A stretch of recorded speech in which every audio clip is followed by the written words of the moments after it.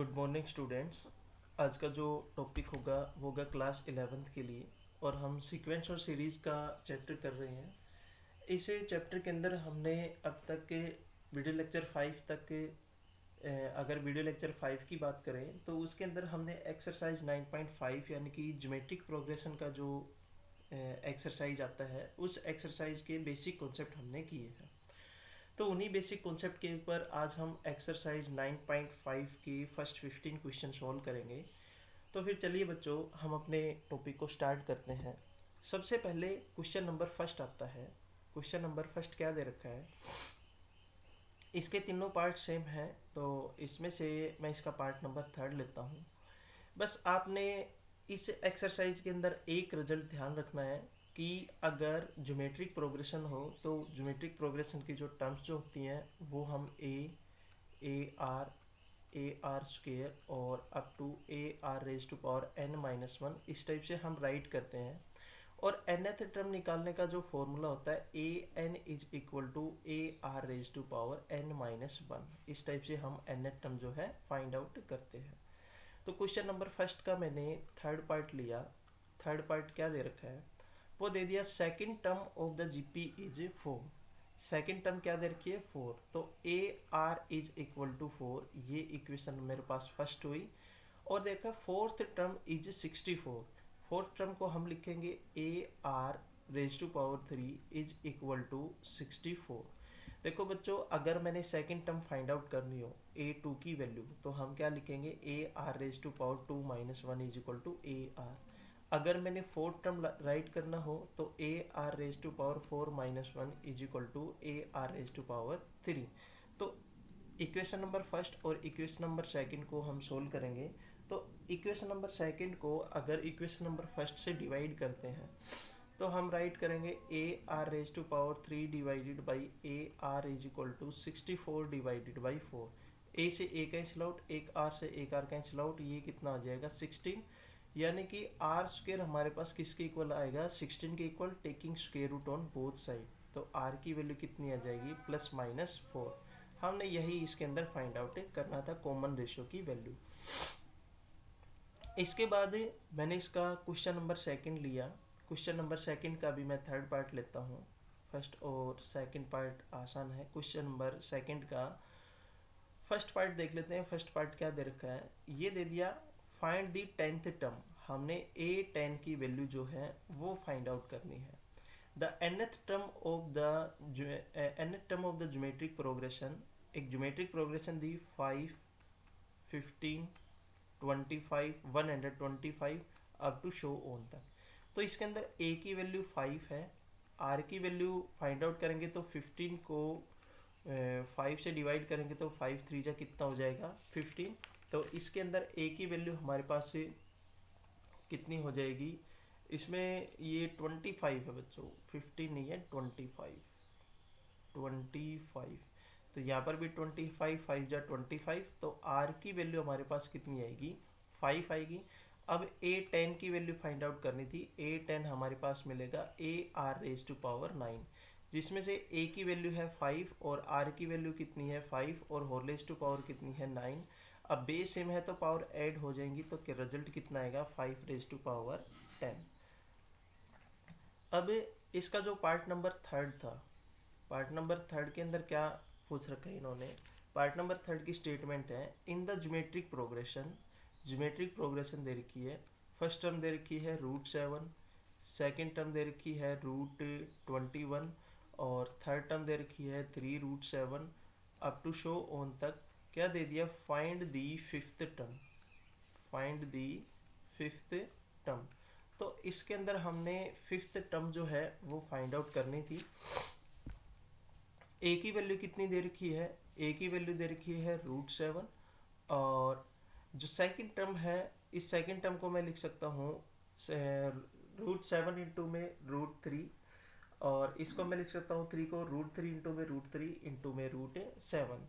तो ए की वैल्यू 7 है, आर की वैल्यू हम फाइंड आउट करते हैं। तो हम √21 को √7 से डिवाइड करेंगे। तो यहाँ पर मैं 21 को लिख सकता हूँ √7 इंटू √3 और डिवाइडेड बाई √7। √7 से √7 कैंसिल आउट, कितना आया, √3 आया। अब आर की वैल्यू हमारे पास है, ए की वैल्यू हमारे पास है। अब हमने इसकी फिफ्थ टर्म फाइंड आउट करनी थी, तो हम वो लिखते हैं a r raise to power 4। A की वैल्यू कितनी है, √7 है, आर की वैल्यू कितनी है, √3 है, और होल रेज टू पावर 4। तो इस क्वेश्चन के अंदर यही हमने फाइंड आउट करना था।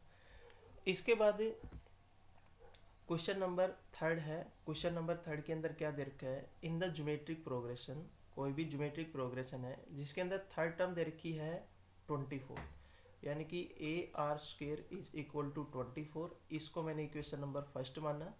और सिक्स्थ टर्म दे रखी है 192। ए सिक्स को मैं लिख सकता हूँ a r raise to power 5 is equal to 192। इसको मैंने इक्वेशन नंबर सेकंड माना।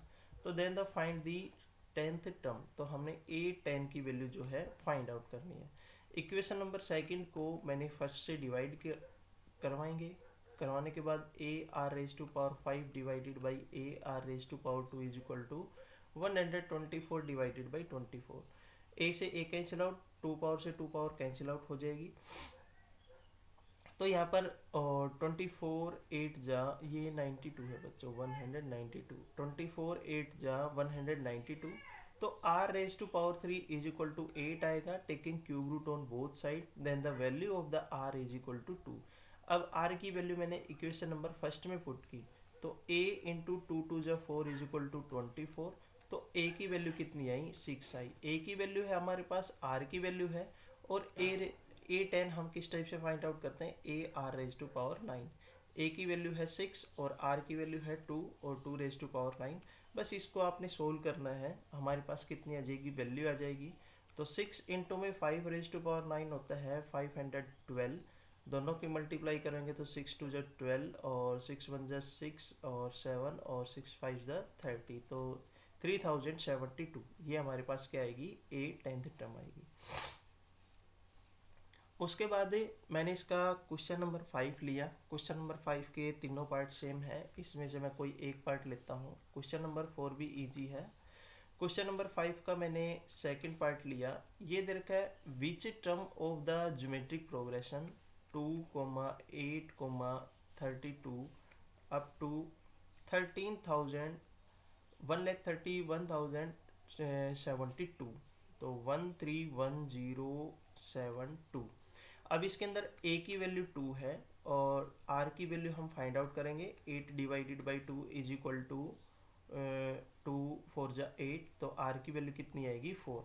अब इसको मैंने लास्ट टर्म माना, तो a n की वैल्यू मेरे पास कितनी मिली, वो मिलेगी 1,31,072।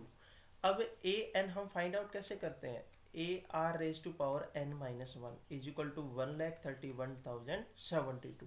अब a की वैल्यू है मेरे पास 2, r की वैल्यू दे रखी है 4, whole raise to power n minus 1 is equal to 131,072। अब यहाँ से मैंने n की वैल्यू बस फाइंड आउट करके लिख के आनी है। तो जब इसको 2 से डिवाइड करवाएंगे तो 4 raise to power n minus 1 is equal to बचेगा 2 6 12 5 5 3 और 6। अब ये होता है 4 रेज टू पावर 8 के इक्वल। अगर इसके हम प्राइम फैक्टर करेंगे तो 4 raise to power n minus 1 is equal to 4 raise to power 8, n minus 1 is equal to 8, n की वैल्यू कितनी आ जाएगी, 9। तो हमारे पास इसके अंदर टोटल नंबर ऑफ टर्म्स कितनी मिलेंगी, 9 मिलेंगी, और इसके अंदर 9 हमारे पास लास्ट टर्म मिलेगी। तो इसका मतलब लास्ट टर्म हमारे पास 9th टर्म कितनी होगी, 1,31,072।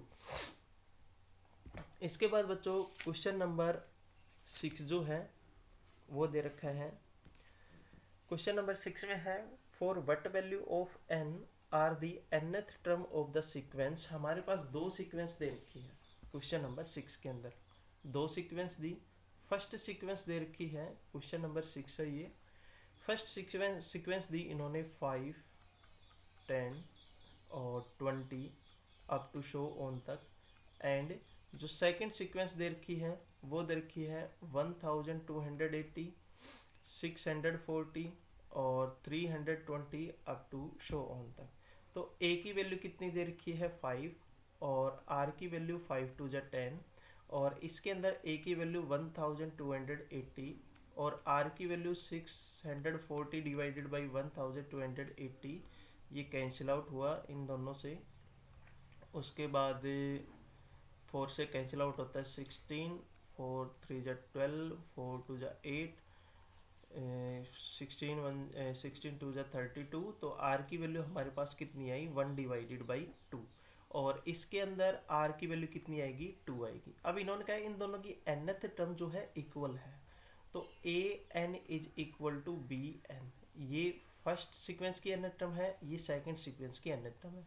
इसकी nth टर्म कैसे फाइंड आउट करेंगे, a r raise to power n minus one, और इसकी nth टर्म कैसे फाइंड आउट करेंगे, b r raise to power n minus one. यहाँ पर कॉमन डिफरेंस हम कुछ और लिख देते हैं, नहीं तो मैथमेटिकली ये रॉन्ग हो जाएगा।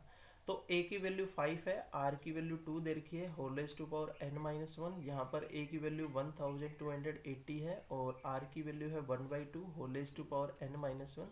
बस बच्चों इसको सोल्व करके हमने n की वैल्यू जो है फाइंड आउट करना है।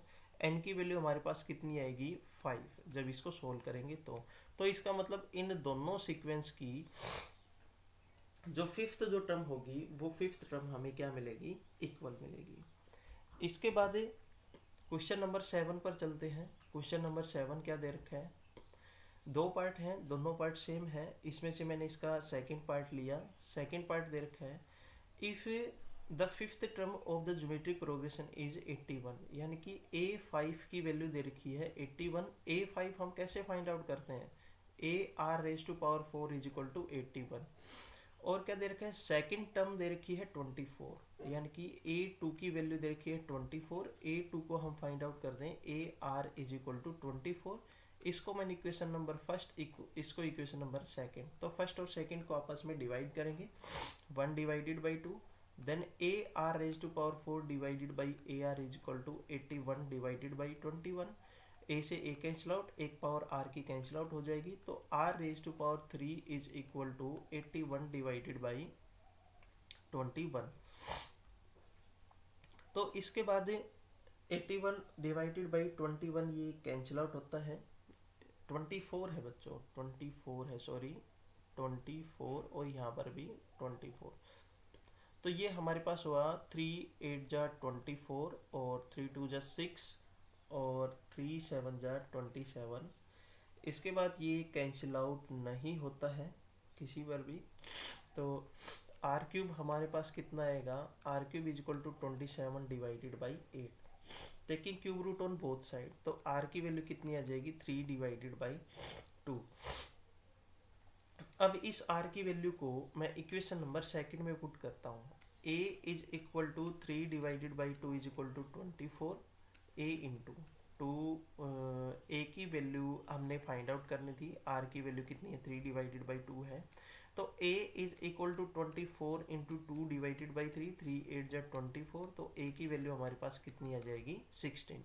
अब a की वैल्यू हमारे पास है, r की वैल्यू हमारे पास है, ज्योमेट्रिक प्रोग्रेशन हम किस टाइप से लिखते हैं, a r square a r raise to power 3 up to show on तक। अगर इन टर्म्स में हम a और r की वैल्यू पुट करेंगे तो हमें क्या मिलेगी, ज्योमेट्रिक प्रोग्रेशन की टर्म्स मिलेंगी। तो यही बच्चों आपने इस क्वेश्चन के अंदर फाइंड आउट करना था। अब इसके बाद क्वेश्चन नंबर 8 आता है। क्वेश्चन नंबर 8 दे रखा है, third term of the geometric progression in the is the square of the first and fifth term is 64। Question 8 में ये दे रखा है कि थर्ड टर्म जो है, मैं लिख देता हूं स्टेटमेंट एक बार इसकी, the third term of geometric progression is the square of the first square of the first and fifth term